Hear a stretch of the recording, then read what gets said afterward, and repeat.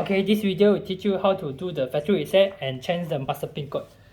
So for R8 rim lock, which is install the rear one, first you have to ready a screwdriver, which is the plus sign one, and then the pin or needle to put in to do the factory reset. So before do the factory reset and change the master pin code, you have to ensure your lock have the battery. So to do the factory reset, you have to open it up the screw here with your screwdriver, and then make sure you got insert the 4 battery here. So in front, you can press the lock, and then now you can do the factory reset with your pin. To just press the hole here inside 2 times. There's a button inside one, so you can press 2 times. Restoring. Wait a moment. Restored to factory settings. Pin code is too simple. Please modify master pin code. So now you already do the factory reset already. So we proceed to the front lock to do the change the master pin code.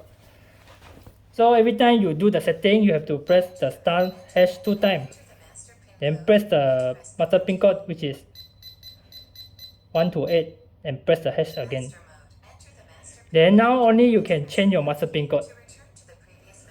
So my master pin code is 11223344. Then enter again 11223344. And so every time you do the setting, you have to press hash 2 times. I already did my master pin code, change my master pin code, which is 11223344. So if you want to change your master pin code again, you can press 1 and enter your master pin code again. Hash.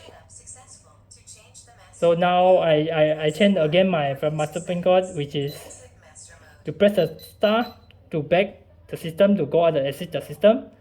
So I already changed my master pin code with another, so I have to, my previous one is 11223344. Cannot go in, right? Because I already changed. It's 147 and 258. And you can go in. This is how to change the master pin code after you do the factory reset lah.